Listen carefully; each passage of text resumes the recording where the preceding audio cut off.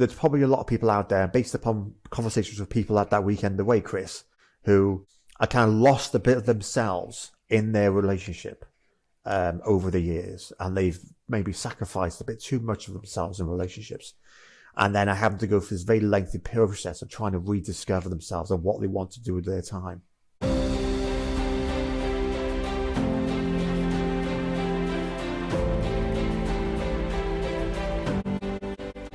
Hey, it's Chris here from Adventure Solos, where we help people in their 30s, 40s and 50s to rediscover themselves and meet new people. In this episode, my friend Noel and I are chatting to Peter. Peter's going through a divorce, and I think he's dealing with it in a really positive way, which is the reason for chatting to him today. Peter joined us for one of the Windermere weekends, and that was his first step to getting back out and rediscovering himself after being a dedicated stay-at-home parent. We chat about how your world can shrink when you're going through a divorce, how to improve your sleep patterns, and apparently why you shouldn't get on the same paddleboard as me.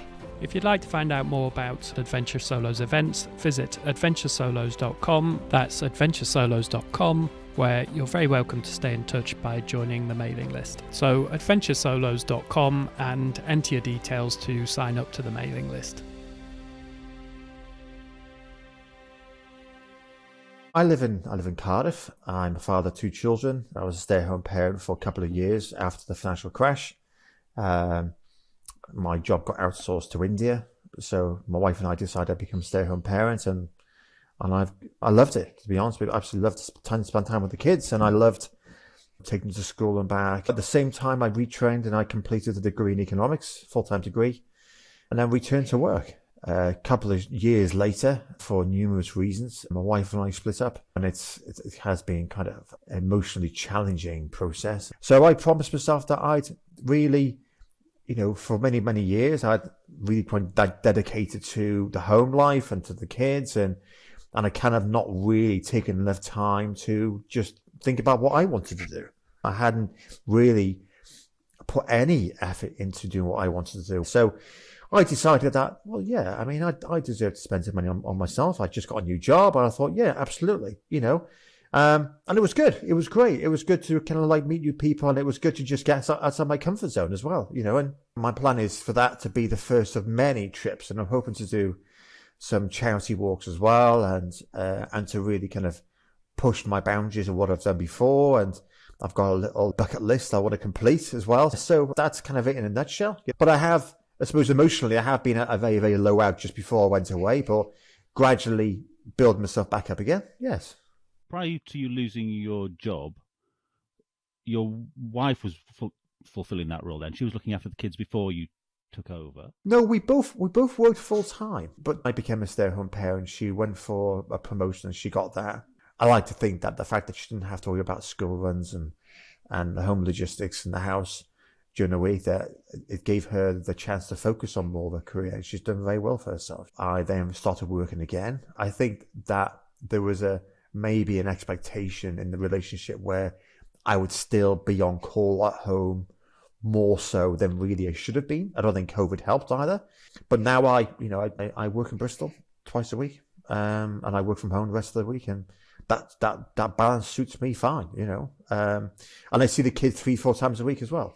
Part of the reason for getting you on to have this chat really was exactly what you described there, in terms of, I guess there's almost 2 ways you can take these challenges or life events or whatever you want to call them, opportunities. Like I suspect it's really easy to be quite destructive, and I'm sure a lot of people resort to drinking too much and things like that. There's almost a constructive way and a healthy way to respond to these things, or there's an unhealthy and a sort of destructive way. I think for many people they can. And there was my sister-in-law's husband. When they split up, he turned to alcohol, and he's no longer around. He passed away, and I think it's very easy also to kind of get stuck in this habit of literally just staying indoors and watching television every evening, and not looking after yourself, and not eating well, and not exercising, drinking too much. And I was pretty much determined not to do that. I wanted to be healthier. I knew I was overweight, and one thing I noticed, at the weekend, there were lots of people who were kind of in similar circumstances where they had a new part of their life starting, and they wanted to open up to new experiences and enjoy life a bit more. And some of them, I think, had done these kind of activities before, but some of them, it was very, very new to some of them. Have you found that an easy adjustment? Because it's quite a mental challenge, isn't it? I think when you split it with someone to try and see any positiveness to it and see it as a new start in any way. Yeah, I think for me, the leap of faith was just booking it. But once I'd got in the car and started driving up, I actually just really enjoyed getting away. I'd never been particularly fearful of physical activity, and I like trying new things. So getting away and having new memories, new experiences was so important. I think for many people is that you've got nothing but memories from the past, which might not necessarily be healthy memories. So you need to think of, okay, what else can I fill my head with? Before you were separated then, were you quite good at having time to yourself apart? No. Was one person better than the other in that regard? My ex-wife always had a desire for exceedingly busy social life. And one of the kind of causes of friction was, I felt as if when it came to my time, I wanted to have some influence. And it was something that she couldn't accept. I think 9% of the arguments we had were about socializing. My view was that if you don't involve me in making plans and just spring things upon me, then you can't expect me to accept that. For years and years, I think I was the one holding the fort while she was pursuing an exceedingly busy social life. Always out and about, and that's okay. And I had learned to accept that. The way I wanted to draw the line was, okay, well, if you have your interests, then I'm allowed to have mine. And she couldn't accept that in so many ways. And it resulted in a little bit of coercion, a little bit of being subjugated to what I suppose is toxic behavior, actually. So it's been an adjustment focusing on myself and put myself first, because for many years I hadn't. For many years, I hadn't been away for a weekend without the kids for 10 years. So it was such a refreshing experience to get away. And also meeting people who are strangers was actually quite nice as well, because there's no people have to remove any preconceived ideas, which I think is a good thing. There's no judgment. People were very friendly. I hear of these struggles quite a lot with couples that I know, this sort of division of time and especially when children are involved, people feeling that one is getting more time to do something than the other. It's a funny one. Some couples it works seamlessly and it doesn't seem to take a lot of organising. There's so many different ways it can be approached, aren't there? But I go away on motorcycle trips a lot, and quite a lot often on my own, and it's often a really great, you feel slightly quite guilty about it, but it's a great reset for a relationship quite often. I often return the conquering hero from these trips. Because maybe it's a slightly different dynamic for you, Noel, because you don't have children. I'm not saying you don't need to consider Ashley. I think it was not necessarily a case that she wouldn't let me do things. It was just a case that I felt as if weekends would come along and they'd be planned out and mapped out. Well, I wanted to kind of approach a weekend where, okay, Saturday morning comes, what shall I do with my time? I remember going to work on a Monday thinking this is my first chance to sit down since Friday, because weekends were so hectic. But that was her preferred approach to life. And though it's funny then, the kids are older now. You'd like to think that your life would get a bit simpler, but it didn't. If anything, it became in some ways more chaotic. And now, I see the kids 3 times a week, and I make sure that I have time for me to do things that I enjoy. So how old are your children? 12 and 16. Yeah. So one, they'll be university within 2-3 years, and they begin to live their own lives, and they're more independent now than they were before. And you'd like to think that with that independence, you have a bit more free time as a parent, but it wasn't the case. If anything, I felt as if I was being pulled left, right, and centre. How long have you been married before you split? It would have been 15 years last May. Well, I was going to say, it sounds a bit like you mentioned at the beginning about being made redundant, and in a way that led you to being the stay-at-home father. Many people could see being made redundant as a negative thing, and you almost sort of embraced and turned that into a positive thing. And it sounds like you're trying to do the same for this circumstance. The whole office I worked in got made redundant, and when I mentioned to some of the people I work with about becoming a stay-at-home parent, they were kind of like a bit taken aback, as if you've given up on life. And Generally, most of the comments people have made have been really positive. I think I've probably just my own mistake, just probably given a lot of myself into the home life and the marriage and relationship, while I think a lot of kind of husbands and fathers have the sense to at least skate to a golf course every Sunday, or they're part of a cricket club, and I wasn't that way inclined. Did you meet any fathers who thought, well, this is a dream to do what you're doing? Actually, no, I didn't. No, I mean, I think that a lot of them couldn't understand. Well, I think a lot of your identity is so close related to your occupation, okay, and this whatever status that might give. So for a lot of men, they didn't understand it, or they couldn't relate to it. You never thought, Peter, because when this started to be talked about as an option for men, probably in the 70s, I'm imagining. So let's pick out the 70s. You would never imagine that this would still be the case in 2022, that it would still be seen as something that's not really a man's role and isn't desirable. Yeah, I think I think partially because of the fact that men only have 2 weeks off. You know what I mean? Still now, they only have 2 weeks off, and there's no opportunity for sharing, parental leave like you have in other countries like Norway and Sweden. And also there is this still traditional mindset. I mean, one thing that we struggled with is that I was becoming a stay-at-home parent, but then she struggled with the idea of not having control at home. So, Monday to Friday, I'd manage the household, and I think she struggled with the idea of not having the authority in the household.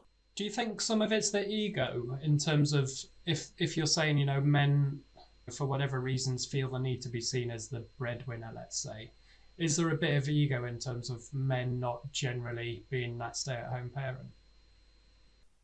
I don't know whether or not you'd call it a traditional view on what men should be doing with their lives. I live in an area which is on the edge of a very well-to-do area, and you can see that I've noticed that kind of middle-class pressure where the husband has a specific role and the stay-at-home mom has a specific role. The stay-at-home mom's role would be to have the kids and meet with coffee and keep up an appearance, so to speak, and the father's to the same extent, but in a different way. So I think that for many people, it's simply just not relatable. And also, I don't think it's for everybody, because what happens when you become a stay-at-home parent, your world shrinks.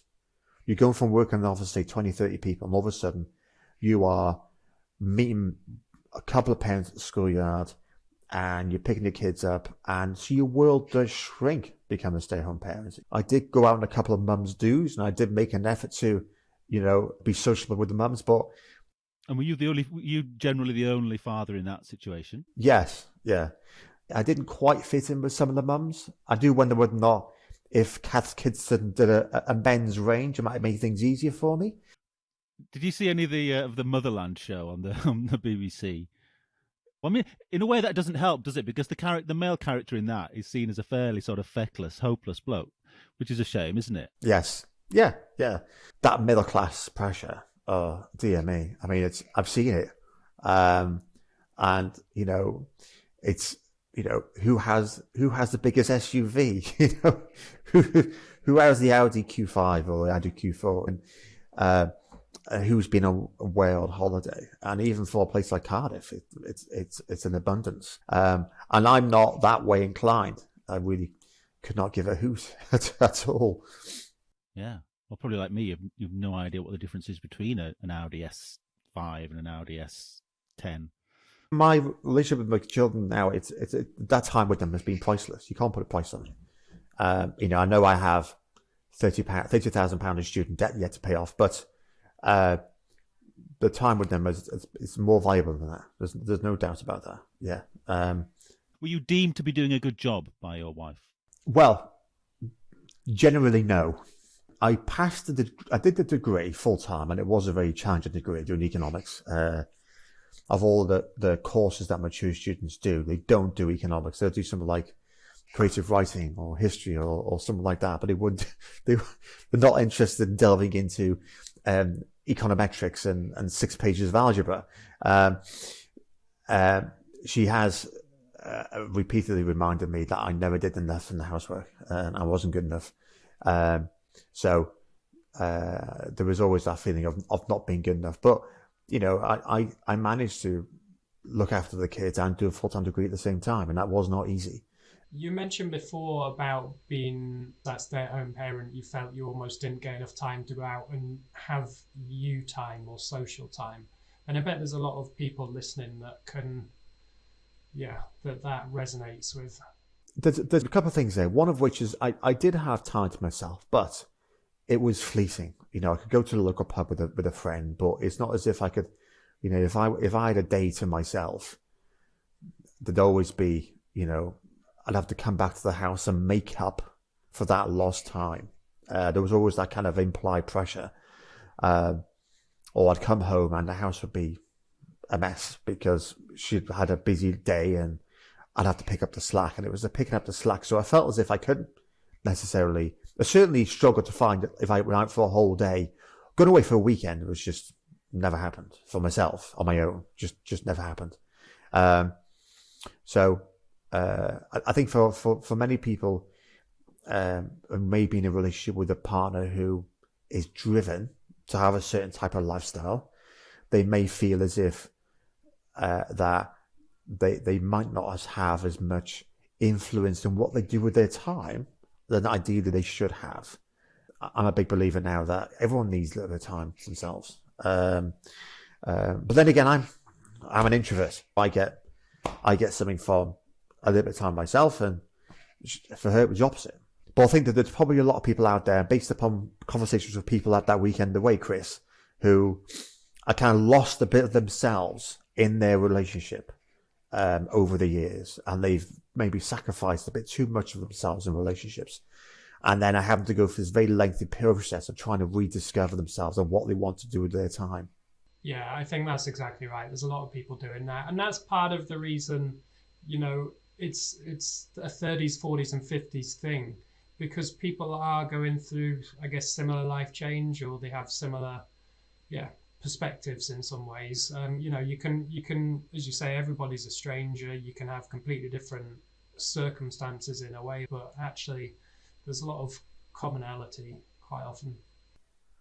Yeah, I think there were one or two people on the trip who seemed to just take it in their stride, who'd done all these type of things before, and who were very kind of determined people who would just run up a tree and paddle a boat without any issues at all. But you can certainly see some people who were kind of nervous about some of these activities. I think people in those circumstances who feel that way probably benefit the most from really being brought outside their comfort zone. But the adventure of the weekend, they're not being asked to run a trail run for 20k with a pack on their back. It was a gentle introduction to different things in their life. Yeah, I was thinking earlier, you said you made a comment about getting your revenge or something, because we were on this giant stand-up paddleboard, so there's maybe 6 or 8 people on this paddleboard. Well, we had a couple of them out, but we were on the same one, weren't we, Peter? And you said, because I was shaking it a bit to liven things up. I don't think that was completely appreciated. I'm up for trying new things, and you would say, well, let's all get on our feet. Get on our knees first. So we all got on our knees on this big paddleboard, and then, right, everyone on their feet. You know, I think you had the express intention, I'm going to rock this paddleboard, right? And we went over like dynamos, didn't we? And I thought it was the lady behind me doing it, and I couldn't believe when I came out of the water coughing and spluttering that she was just sitting there on the paddleboard. And then I was trying to get out of the water, and she was just like, "You're right there, Pete," in a northern accent. I said, "Well, can you give me a hand and get back on?" Well, I mean, I know I've got another trip next year with Chris, so I haven't forgotten that particular instance, Chris. So just a word of warning: there might be a moment where my paddle accidentally splashes you on the boat next to me, but we're you know. Yeah, you're coming on. So I think this is a good opportunity actually to talk about the positive things that you've been doing. So you mentioned the Windermere Weekend. You're booked onto that Canoe Scotland event for the summer. But what else have you been doing? Well, I joined a new gym. I've been going up until a week and a half ago. But last week was really busy because we had a Christmas do with work. Gym 3 times a week.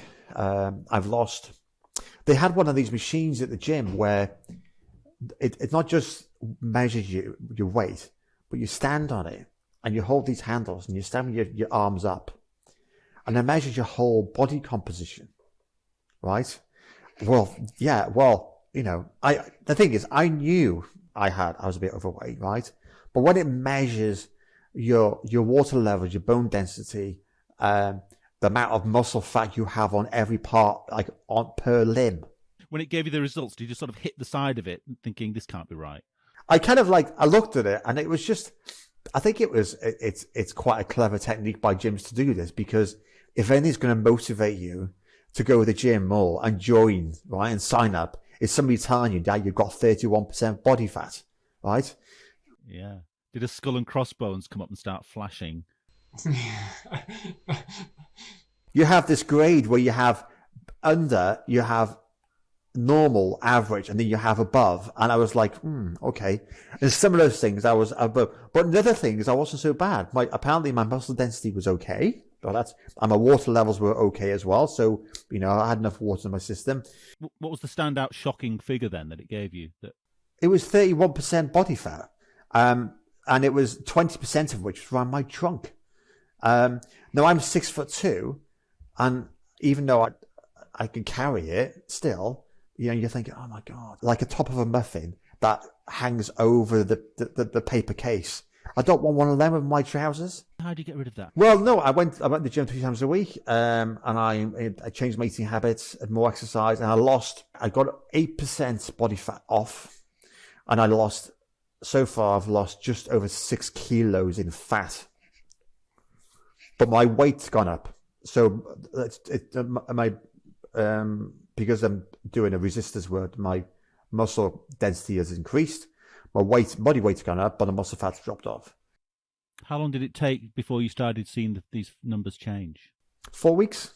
I was going to say it's difficult because I think for me at least, like the conscious effort to go to a gym, I've never been that good at it. A few times when I was working in London, for example, I did manage to start building it into a lunchtime routine. But it's hard to maintain that because you feel that doesn't happen naturally for me. That's not part of my routine. But you mentioned about eating habits, and I think these are the sort of things, like almost small nudges that you can do to just set yourself up so that things are automatic rather than them having to be a conscious effort. What I've found is the most important thing is, as a foundation for exercise and diet, is sleep. And for a long time, I've had issues with sleep for a couple of years. So my sleeping habits have improved. I'm sleeping better.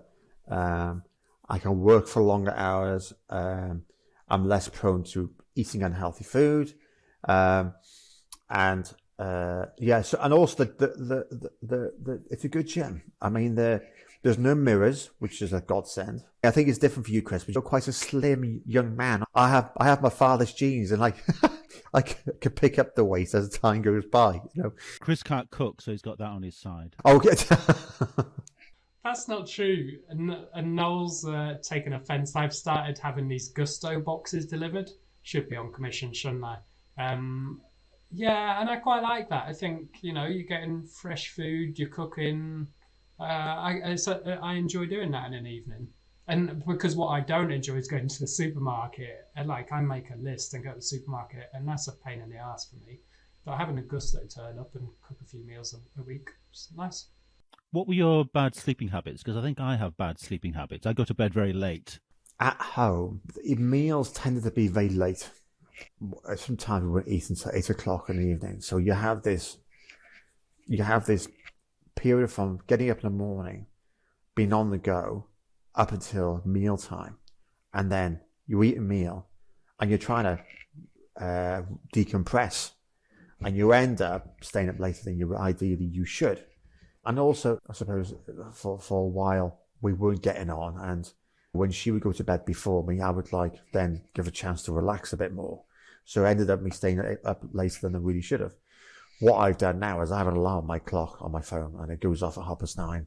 My phone stays downstairs, and I'm in bed by 9:30 every night. And then I'm gradually waking up at about 6 every morning. And I'm twice a week, I get to Bristol for 8 o'clock for work. So just simple things, really. Yeah. And you'll sleep right through. Yeah, absolutely. Yeah, sleep right through.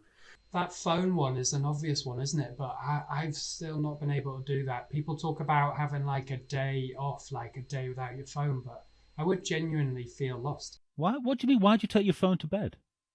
Well, I mean, it's a terrible habit, isn't it? But I think, well, I just assume most people do. For what reason? Why? I go on it. I go on it. Yeah, pretty much the last thing I do at night, I'm on my phone because then when I put the light out, personally, I sleep quite well still, but I put the light out and I'm off. And when I get up in the morning and once I've sort of, started to stir and wake up, then yeah, on the phone. You reach for that first cigarette and the phone. Yeah, it is. But you're right, because it is an addiction. Where's your charger, Chris? Do you keep it upstairs or downstairs? It's next to my bed, yeah. Well, it's just if you just move it downstairs and then it charges overnight, charge for the whole day. That's all I do. I've got a wireless charger. I put it on the platform to charge up every night, and the next day I pick it up.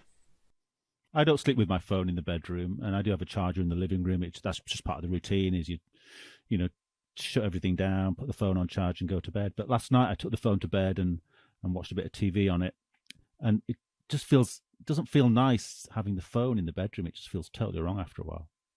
It's funny that because I've really always been when I was about 18, I went out and I got a job in the pub, and the first sort of time I got paid, I went out and bought a nice little Sony TV at the time. And so I had that in my bedroom, but ever since then, like since I've been 20 or whatever, I've never had a TV in the bedroom, I don't think. I'm trying to think back now. So I'm really against having a TV in the bedroom because then a TV program would come on and you'd stay up that extra hour. But I do take my phone into the bedroom, and I've never really drawn a parallel between them, thinking how anti-TV in the bedroom I am, but then I take my phone in. I'm trying to get into the habit that I'm not quite there yet of watching less TV in the evenings and doing other things with my time. And I'm trying to get to that point of I haven't quite managed to get away from the habit of doing other things in my evenings. I'll go to the gym, but when I get back, I'll have some to eat and put the television on. But I'm trying to move away from that and thinking, what else could I do with my time? As opposed to watching TV because, there are other things I want to do with my time, What solutions have you found to that? I haven't just yet. I'd like to go for a walk, Peter. I have been going for a walk. I have. But what I mean by doing things with my time is that I want to do different things with my time in the house. So I want to start drawing again like I used to when I was in my early 20s and in my teens and start doing that again. But I suppose it's partially the fact that I haven't got, because I'm still in my mother's house, I haven't really got a setup, a place that I feel is conducive for doing that, so to speak. I mean, maybe when I have my own place, God knows whenever that's going to be, the situation will change.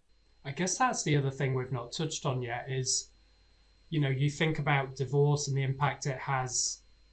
There's very negative, I think, connotations about divorce anyway, but it has a huge impact on obviously yourself and your wife and that relationship. But then you've got your kids. But to be honest, it barely even crossed my mind. You've got huge things like the house and the finances and I guess almost the physical or legal process of divorce. There's a lot going on, isn't there?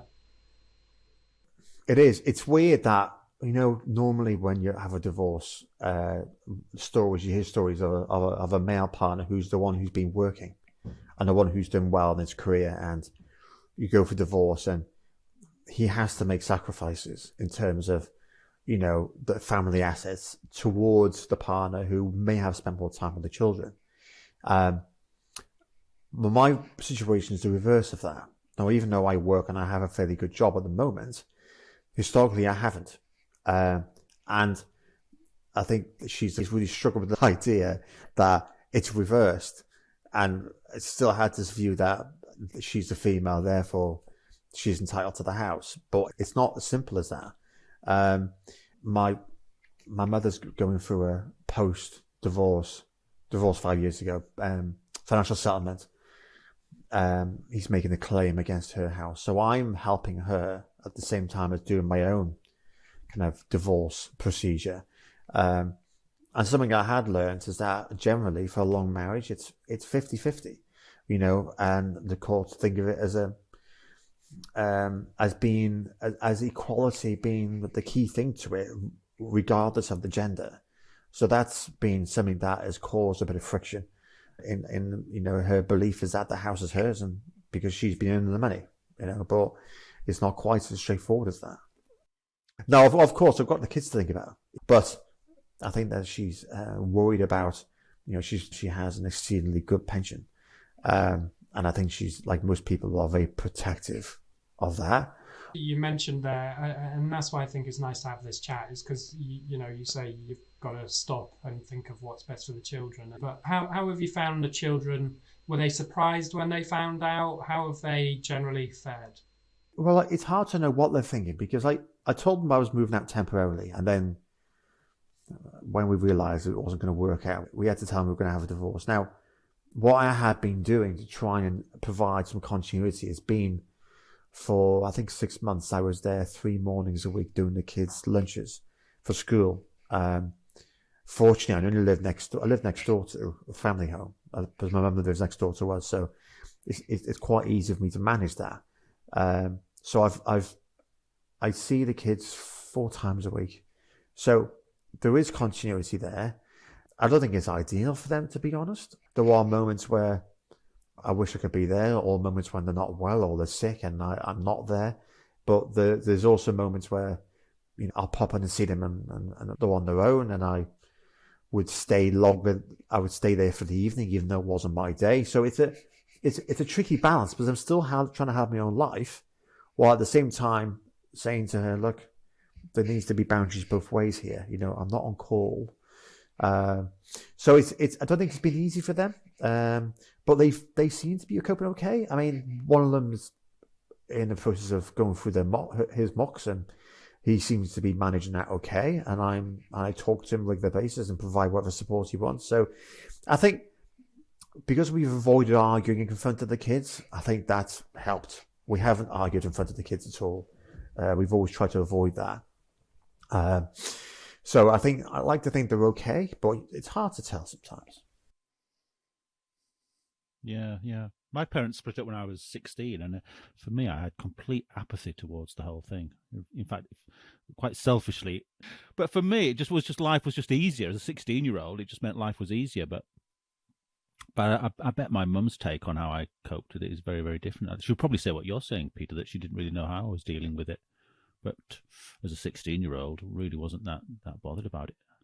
Yeah, I mean, my divorce when I was 14, and they rowed a lot, and I think the biggest impact was my mother was so upset about it. It's a strange situation. I mean, I never thought I'd be divorced, but it is what it is. My parents were about 20 when I can never remember exactly. Sorry.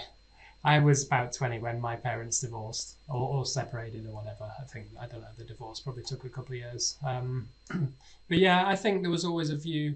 I was surprised. I remember my mum telling me, because they were already basically living apart. My dad had taken a job up in Aberdeen. So I'd been down in Cornwall working for the summer. I got back, my mum picked me up and she told me. And I was surprised that it had happened. But I kind of thought, actually, this is a positive thing for both of you. And I guess there was an element of, hadn't really thought it was always best for them to be together anyway, and it just sort of was almost logical and made common sense. It was never a big trauma, but I have to say, I think I felt in a way that they'd made the decision once we were grown up, and there was no reason for them to be together anymore. They weren't raising us, so they were almost free to go their separate ways, is kind of how I saw it. But did you say, Peter, that you're literally next door from them still? Yeah, I am. Yeah, so my mother moved in to the house next door to our family home on the day we were getting married, actually. She moved on that very day. That makes things slightly different, doesn't it? You haven't gone to Aberdeen. No, I haven't gone to Aberdeen, no. Mum lived next door has been actually really helpful for many. There are pros and cons. So when I was doing my degree and stay-at-home parent, she was really helpful. Really, really helpful. She had the kids and helped pick up the kids from school when I had lectures on exams. But now that I'm here, it's handy in terms of how close I am to the kids. It's really, really helpful. There's no doubt. Have you lost friends as part of the separation? My world has shrunk. Yeah, she was very close with some neighbours who, they were nice people, but I wasn't particularly interested in the social pressure to give appearances as she was. So I wouldn't say I've lost friends. But my world has shrunk because obviously I'm not seeing her family anymore. And though I had, it was sad in a way that I'd invested so many years into the relationships there. She's got 2 sisters. Her father remarried, and I think it's been helpful for her to portray me as a certain type of person. I suppose my world's got smaller, but in some ways it's got simpler as well. And what are the sort of new things have you taken up since? I can plan ahead now in terms of what I will do in my time next year and the year after. Actually, I think it was the biggest difference has been getting a new job, because I would not have been able to, or she would not have been happy with me working in Bristol at all. She wouldn't have liked the idea of me working away from home and not being around as much as I used to be. So I got a new job and more money. That's been the biggest difference, and it's actually compared to where I was working before, it's less stress as well, less work. I've been going to the gym, but I'm also trying to avoid being in a situation I was before where my life is too full. Do you know where you feel as if you have to fill your time? You have to fill your time. And I've made a constitution to not constantly look for ways to fill my time, because it was one of the reasons why we split up in the first place, is because, there was this constant need to fill time, and constantly have weekends mapped out and planned. And I think I'm quite good at that. You're always filling time, Chris, aren't you? Yeah. Someone, I don't fully know what this means, but someone before has said about toxic productivity. And I think there's definitely an element of that for me in terms of, even on Sunday just gone, like I never have a day off, and I was feeling a bit ill. I wasn't feeling great. I had a bit of a cold, and I was like, but I can't have a day off and do nothing. I can't just stay in bed or sit in front of the TV. I'm always doing, filling time. It's probably to an extent where it's probably not really that healthy. I just always think I've got stuff I need to be doing, and there is always stuff that can be done, but I'm not very good at choosing to leave that and not. It's like I remember, when I was at home, feeling as if I sit down and just read a book or read newspaper, it's just like, okay, am I being lazy? But, it's we put pressure on ourselves because we're doing something, because if we're not making the most of our lives, and we're not, we must be doing something that is worthy of a Facebook picture, but it isn't. So I'm less harsh on myself. If I'm just sitting there reading a book for half an hour, I don't feel guilty about that. If I take the kids out somewhere and it's not a hugely exciting, fun ride, I don't get guilty about that, because it's about me spending time with them and we just talk. So not everything has to be something worth talking about. Yeah. Yeah, I know exactly what you mean. I get asked every week, what have I got planned for the weekend? And and the answer for the last 16 years or so has been nothing. I have nothing planned for the weekend. But I'm still asked that routinely every week. Yeah, what have I got planned? Well, nothing, but something will happen. Yeah, a good weekend for me, this is terrible, but a good weekend for me is not getting in the car and not going anywhere. Ideally, that's a good weekend. Not leaving the yard almost. I say as little as possible. As little as possible, yeah. So do you feel you've got your independence or identity back or something like that through this process, or you're starting to get it back? Yeah, I think the last 3-4 months has been quite stressful, because I've been trying to manage 2 different divorce procedures. I've been supporting them and doing all the paperwork for that, but I've taken a step back from that now. She's rehired a new solicitor, and we've reached a certain stage in my own divorce procedure. So I still have moments where I still have troughs. I still sometimes feel as if I'm emotionally in a bit of a trench, but they're less and less frequent. I don't know why it is, but for some reason that being in the office twice a week, it makes a huge difference to me, because I feel valued. And for a long time at home, I didn't at all. In fact, I was being told on many occasions that I wasn't worthwhile. So being valued, but also, even if I'm not in the office, I'm at home, and not being harsh on myself, and just do things you enjoy as opposed to doing things because you feel as if you have to fill the time. That's nice. It's a bit of a theme, isn't it? Sort of, you say about being kinder to yourself. And you mentioned not having those emotional troughs or anything, and maybe that the office helps a bit. But do you feel you have other outlets for that? Do you have friends you can talk to or anything?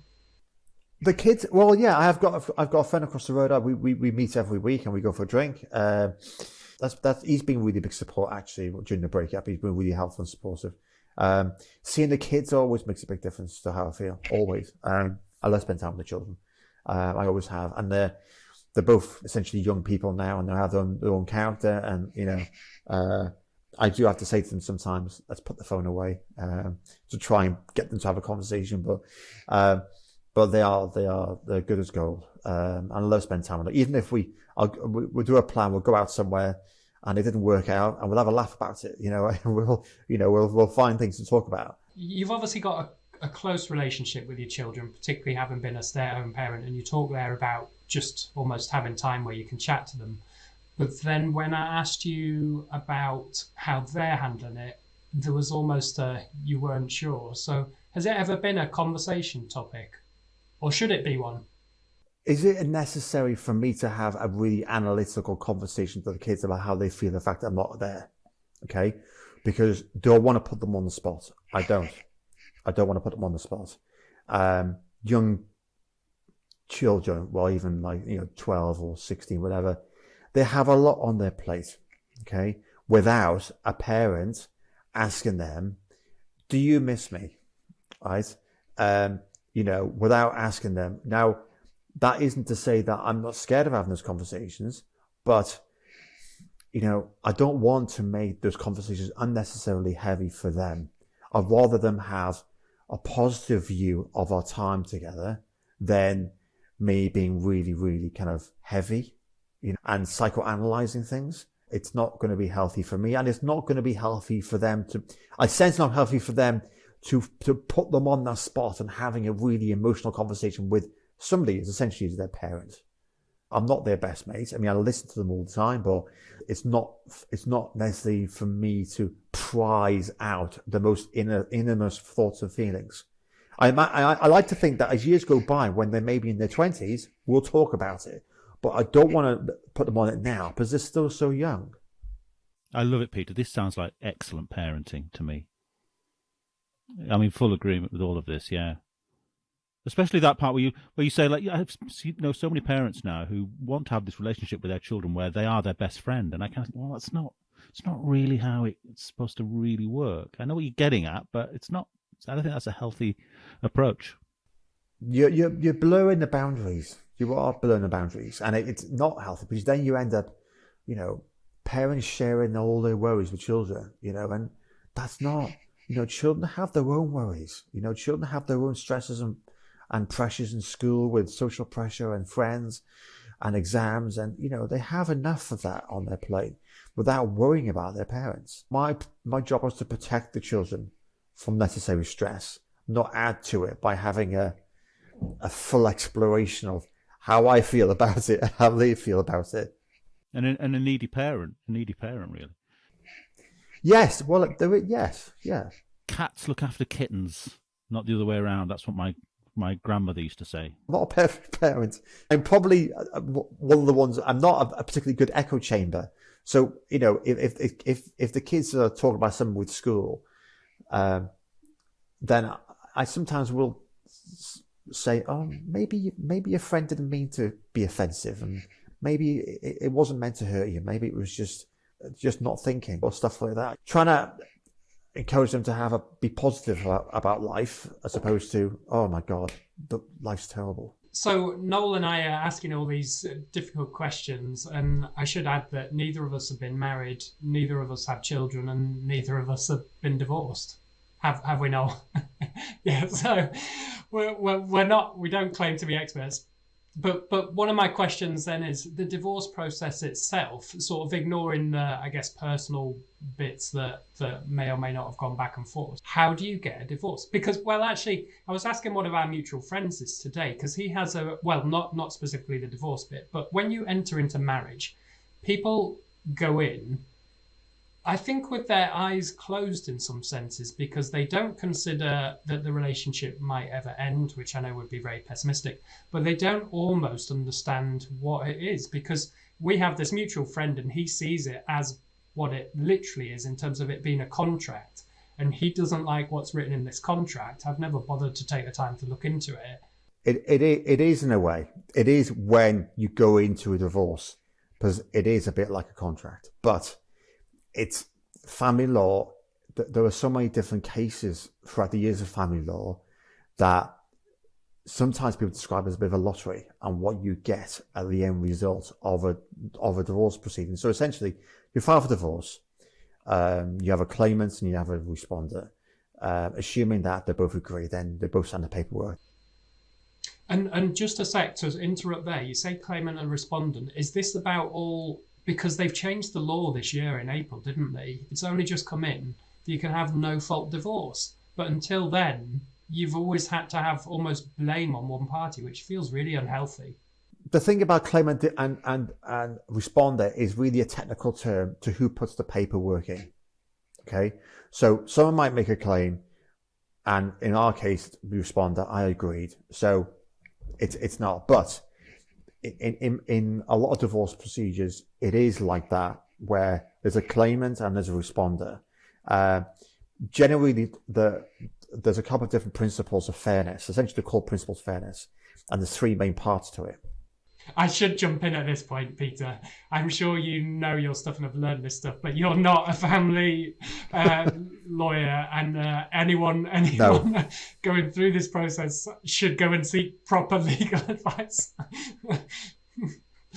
I'm just giving my understanding of it, okay? So there's three principles of fairness. There's sharing, there's need, and there's compensation, right? So in terms of the sharing, what generally happens is you get married. As your years go by, you're sharing everything. So everything you gain in relationship in terms of assets becomes shared. So even if, for example, somebody inherits a house, they get married. If you're married for a long period of time, that becomes a marital asset. Everything. So that includes the contents of the house, includes pensions, it includes savings, it includes everything. Okay. In many cases, it includes business interests. But the need part of it is where you've had one partner who might not have worked for many years. And as much as they can get a job, that's not, for example, they might be offered the house as part of an agreement, but they can't afford to maintain the house. So the court looks at need to try and maintain the same level of lifestyle that they're both used to having. The compensation part of it is that, for example, if somebody hasn't worked, one partner hasn't worked for many years, then they've lost out on pension. They've lost out on stamp duty and paying their national insurance contributions. So they've lost out on all those things for raising children. So that's where the kind of compensation bit comes into it. What's really tricky is the calculation of how they do that. For short marriage, it's not, the starting principle is 50-50, but for short marriage, obviously that shifts. For inherited wealth, at a later partner in a relationship, that changes the position as well. But for generally speaking, it's 50-50. And that's how it works out. But obviously, when you've got fixed assets, how do you split it? Somebody has to make sacrifices somewhere. And this is one thing people don't realize, as you say, Chris, is that when you get married, if you go for divorce, the only people benefit are divorce lawyers. And they are really expensive. I think people underestimate not just the cost in terms of sharing post the part of the divorce process, but also the legal cost can be astronomical. It can be horrendous. I think people on low incomes. It's also very scary as well. Very, very scary, because solicitors can sometimes be really, really, the letters they can send can be really unpleasant. They can be very threatening. And with the court process, you don't know what judge you're going to get.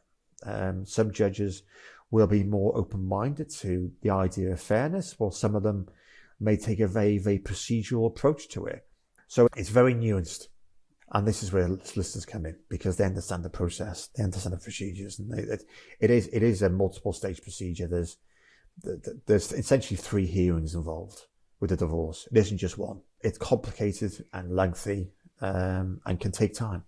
Is it putting you off, Chris, at all? I think I need to get a girlfriend first, don't I? Start at square one. Well, Peter, has it put you off ever getting married again? Do you think you would do it again?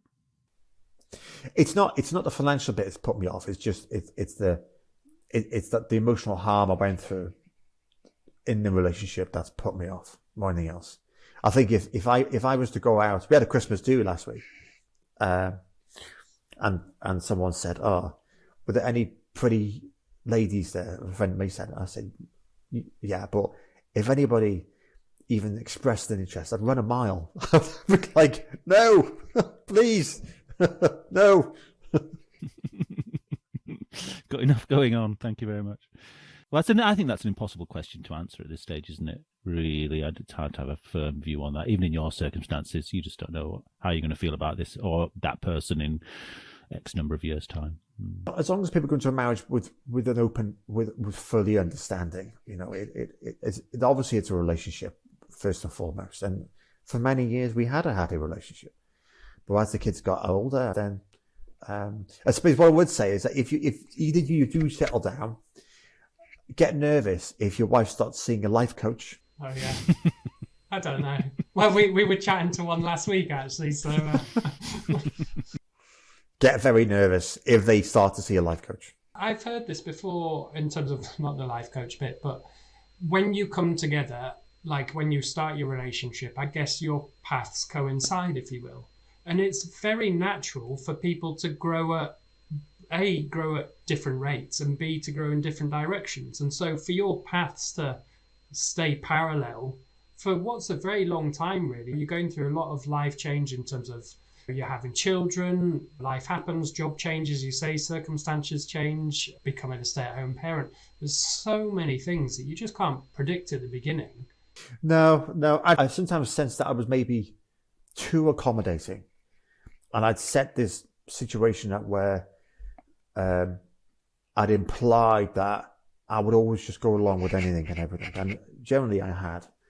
But it's when I try to object or express an influence on certain things that, for whatever reason, she just could not accept at all, and it resulted in some harmful behaviour. But I would say hindsight's a fantastic thing. I would have started a hobby, golf. I just started playing golf. That's the worst of all hobbies. No, I don't know, something, and stuck at it every weekend, regardless. Would you say that though? Seriously, though, did you not really have many hobbies that were a distraction for you? I did kung fu for 9 years, and I did have hobbies, but I think what it was is that I was too accommodating in terms of the home life. The home life in particular, it was just, there was no compromise at all. Really, really wasn't. And she's very determined individual, very, very determined, very, very willful. And it came to an extreme where I was worried about, what if I object? How's she going to behave if I object in some way? What was ironic about it is that at one point I had to ring the Samaritans. You must have been at a real low then at that point. Yeah, blimey. I was. 4 months later, she starts volunteering for them. She starts volunteering for them?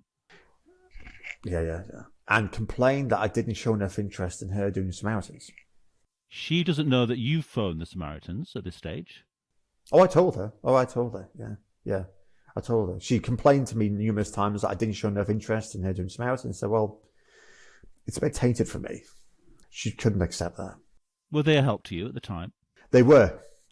Yeah, they were. They said there's always a way out. It wasn't until a year later I moved out, actually.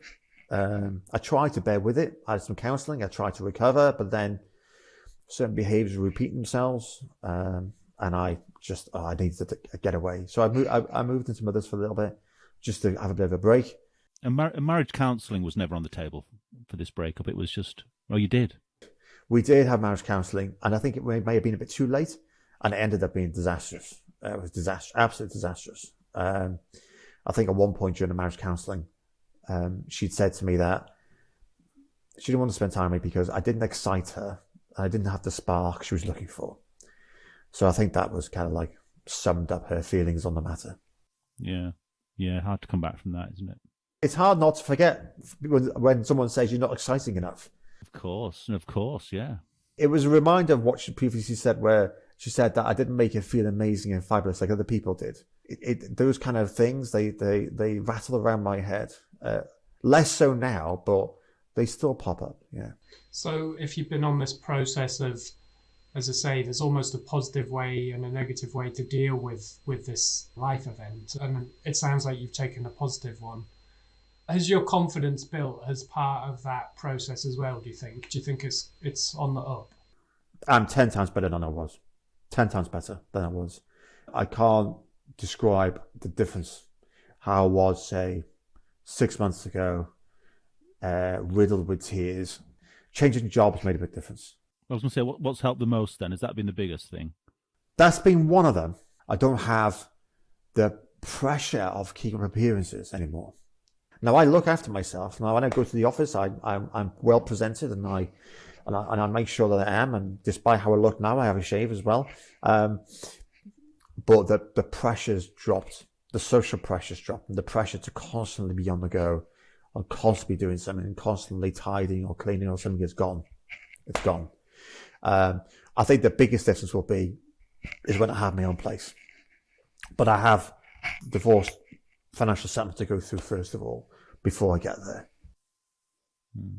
I'd met an old friend from school at the weekend, and she lives in America now. She always has some kind of American phrase. It's usually a little bit annoying, perhaps. But the last time I saw her, she kept saying, "It is what it is." She kept saying, it is what it is. That kind of drove me a bit crazy. But anyway, the last time I saw her at the weekend, the phrase she kept using a lot when she was talking about relationships was, "Well, look, it's just you do you and I'll do me." You're accepting, aren't you? And that reminds me of your relationship a little bit. It just was the case. It was just a case of, well, look, you do you and I'll do me, and let's just go from there. I had suggested this. I said, look, you could have your interests and I can have mine, and then we find time to spend together. And what she said was that she wanted somebody who's excited about the things that she's excited about. Now, you could read that in a couple of different ways. You could read it as being, okay, somebody wants their own way, or maybe a bit entitled, or wants somebody who's concerned about socializing as much as she is, but also just simply not accepting that I'm allowed to have a bit of say in what I do with my time. She just couldn't accept that. I think the marriages that last the longest have that. They have that acceptance. Okay, he's like this, and he has his own interest, and she's like this, has her own interest, and then they coincide. They meet together every now and then. But it's something that she simply could not accept at all, which it seems like a shame, because ideally it would have been better if she looked after me and I looked after her, and vice versa. But she wanted an exciting life. So you mentioned, I guess then you've been on this confidence journey and it's on the up, but you said sort of you don't feel you want another relationship at the moment. Do you think that'll return? I think it will. Yeah, I've no doubt it will. I suppose I've trust issues now in terms of long-term commitment. I think, without sounding a bit sexist, but buckle up. This is going to be bad. I can sense it. The household thing, right, and how that manifests itself in the socializing and the keep of appearances, I've experienced to an nth degree, and I've too much. It's caused domestic stress, so I am hesitant. I mean, I'd certainly be in a relationship, but I'd be super, super, super hesitant to live with someone. I really would. I'm not saying it would never, ever happen, but I'm super, super hesitant to the idea of getting embroiled with living somebody again because of how things have worked out. And have you thought ahead? Right now, you're living next door to a family home. Has it crossed your mind, what if at some point your wife presumably will be in that situation where she wants another relationship again? Has that crossed your mind, or is that just too far ahead to think about? I've heard conversations that suggest that she might be seeing somebody else. It has upset me, but I also thinking, well, if she asked me to go back, I'd say no. If she starts seeing somebody else, my view would be, okay, well, good luck with it. But also, she is an exceedingly busy person. I don't think she's got time or the effort. Or she's just, exceedingly busy person. If she meets somebody who is inclined about appearances and image as much as she is, then he'll be a dick, essentially. They're narcissistic.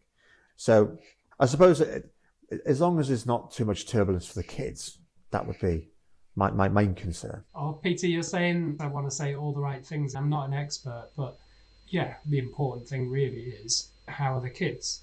And I think that's exactly it. And the whole process that you're going through in terms of rebuilding your confidence, finding you, making time to do the things you want to do, which includes sometimes not doing anything at all. Or Sometimes I just go to a cafe and I read a book. When did you last do that, Noel?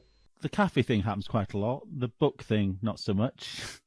But what do you do in the cafe then? Probably just, I do read. Yeah, I'm just looking at, I suppose I'm reading news on a phone or something. If you had one piece of advice for someone else, perhaps going through divorce, Peter, what would it be? Look after yourself, get sleep, and don't be too harsh on yourself either, because there's a lot of guilt that people go through. And one of the best, most positive escapes is not the bottle, but the countryside. It's much easier to leave the detritus of your life aside for a moment if you get away from your normal kind of day-to-day life. Brilliant. Thank you very much. You're a lovely, lovely man. You really are. Yeah, absolutely. Yeah. Yeah, I would echo that completely. Oh, well, thank you. Thank you. Hey, it's Chris here from Adventure Solos, where we help people in their 30s, 40s and 50s to rediscover themselves and meet new people. If you'd like to find out more about Adventure Solos events, visit adventuresolos.com. That's adventuresolos.com, where you're very welcome to stay in touch by joining the mailing list. So adventuresolos.com and enter your details to sign up to the mailing list.